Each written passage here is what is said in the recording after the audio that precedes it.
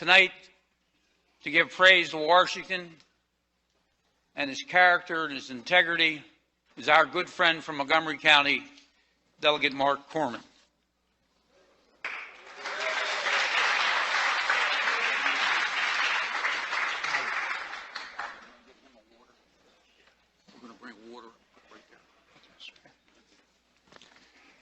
Thank you, Mr. Speaker. Good evening, colleagues, and good evening, guests. When I was invited to speak tonight, I was told by the Speaker's office that I was the Speaker's first choice to deliver the Washington Day address. And I felt really good about this. I went home and told my wife, I bragged a little, I puffed out my chest.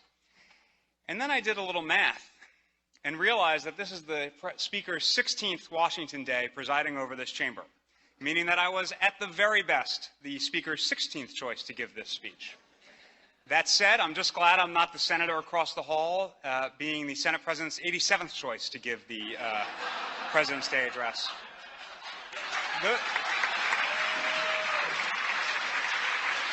Those of you who are friends with me on Facebook know that I like to read a bit from time to time. So I began my preparation for this speech by reading previous Washington Day addresses, seeing what my predecessors had said about George Washington, and, of course, reading what jokes had already been used by all of my colleagues. But like many of you, I've read my fair share about Washington over the years, starting with a copy of Meet George Washington that my father checked out for me from the old Rockville Library in elementary school, and I'll rely on that extensive bibliography here. Now, obviously, there's a lot you can say about George Washington. That's why there are so many books about him, and we're able to dedicate this night to him each year. And George Washington was a great man, and we should remember him as such, even while we acknowledge his failings, like the unavoidable fact that he was a slave owner, an especially relevant point as his birthday falls during Black History Month. What I want to discuss this evening is the fact that he was, in reality, just a man, that past the obelisk on the National Mall and the chiseled rock of Mount Rushmore lies a human being. So I want to share a few vignettes with you tonight, not about Washington the general who won the revolution and then resigned rather than become king, or Washington the father of the country who presided over the Constitutional Convention, or Washington the president, who set the template for our chief executive, but rather I want to share some stories of Washington the human. July 24th, 1758. The 26-year-old George Washington is running for the Virginia House of Burgesses, the colonial assembly of what was then the British colony of Virginia. Washington was away from home overseeing the Virginia Regiment in what was known as the French and Indian War. As explained in Ron Chernow's biography of Washington, Washington won that election by engaging in the, quote, popular, if technically illegal custom of intoxicating local voters. His campaign forwarded him an expense account for, this is going to sound like a night at the Westin, 34 gallons of wine, 3 pints of brandy, 13 gallons of beer, 8 quarts of cider, and 40 gallons of rum punch. For all that, he earned enough to win what he needed, 309 votes. No word on whether Friends of George Washington or his super PAC paid the bill. March 15th, 1783. Members of the Continental Army were displeased with the Congress of the Confederation over compensation and pension issues, as occasionally happens with the government workforce. There was actually talk of a military coup. Washington gathered his riled officers for a meeting and talked them back from the abyss of a military takeover. But it's towards the end of the speech to his officers, when Washington went to read a message from a congressman, that he showed his humanity. Again, relying on Ron Chernow's biography, quote, he read aloud a letter and tripped over the first few sentences because he couldn't discern the words. Then he pulled out his new spectacles, shocking his fellow officers. They had never seen him wearing glasses. See, the commander-in-chief was not an all-seeing iron rod, but just a tired, aging man who needed glasses to read, and one sympathizes with that reality. Early 1789. Electors in each of the states are casting electoral votes for the first time. Washington is the obvious, perhaps only choice for president. He chaired the Constitutional Convention, and his involvement in the ratification process was key to many states' assent to the Constitution. That's an undertold story well explored in Pauline Mayer's book, Ratification. Indeed, as Maurer explains in her book, letters from Washington to key figures here in Maryland helped ensure that our state's ratification convention didn't get delayed until after the critical Virginia Convention, a delay that would have blunted the momentum for adopting the Constitution. But with ratification complete and the first presidential election unfolding, George Washington found himself in the same position we've all been in, nervous about the election result.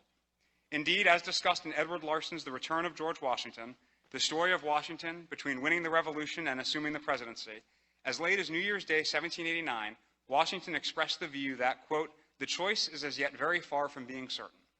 Now, this is George Washington. He carried 100% of the electoral vote in 2 presidential elections, yet he actually entertained the possibility, however briefly, that an anti-federalist wave could rise against him and prevent him from being elected.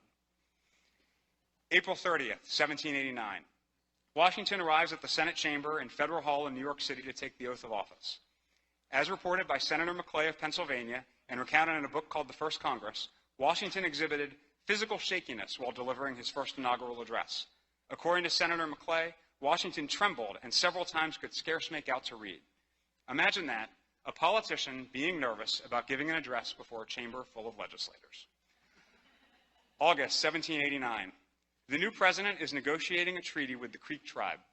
President Washington appeared before the Senate to discuss his diplomatic initiative. He believed that this approach of going to the Senate personally was in keeping with the Constitution's requirement in Article 2, Section 2, that the Senate provide advice and consent as to treaties. The senators instantly began raising issues, discussed the need for exhaustive committee review, and generally hassled the new president. As recounted in Joseph Ellis' American Creation, Washington eventually got up, frustrated, vowing under his breath never to return. Now, I know how hard it is for us to imagine frustration with a legislative body, especially when it comes to committee work, and especially when it involves the Senate. July 1792. President Washington is meeting with his Secretary of State, Thomas Jefferson, to discuss a letter Jefferson had sent him warning that Secretary of the Treasury and hip-hop star Alexander Hamilton and his Federalist Party were plotting behind Washington's back. Author Thomas Fleming wrote about the meeting in his book, The Great Divide, about the differing views for the country of Washington and Jefferson. At that meeting, Washington disputed the characterization of himself as careless or stupid. He told Jefferson that he, Washington, was not unaware of Hamilton's actions and agenda, but that he, Washington, thoroughly understood and approved of them. Moreover, Washington lashed out at the National Gazette, the propaganda arm of the anti-federalist forces with which Jefferson himself was aligned. You see, Washington was not the neutral middleman between the differing philosophies of Hamilton and Jefferson during the early years of the nation that he's often painted as. Instead, Washington was actually a partisan for the more nationalistic and centralized government view that Hamilton promoted. I don't tell these stories to debase or somehow undermine the legacy or memory of George Washington, or to claim him for some particular party or cause. Again, Washington was a great man. His example, both in resigning as commander-in-chief of the Continental Army and retiring as president while in good and able health, set our nation's 230-year path of peaceful transitions of power with one small exception. And his advocacy for the Constitution over the Articles of Confederation gave us the playbook to walk down that path. But it's all too easy to look at Washington, or Lincoln, or Martin Luther King Jr., all of whom we honor from this rostrum, and acknowledge that we can never match their accomplishments or approach, and give in to our lesser angels, our partisanship, our pettiness, our laziness. I believe it's by acknowledging that these people were humans that we can learn from them.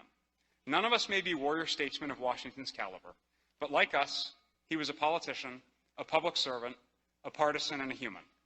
Washington, however, demonstrates that you can be all these things while also aspiring to something greater, while trying to carry yourself a certain way, put your country first, and do the right thing.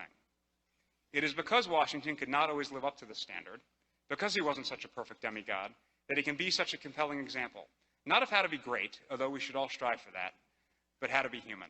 Mr. Speaker, colleagues, thank you.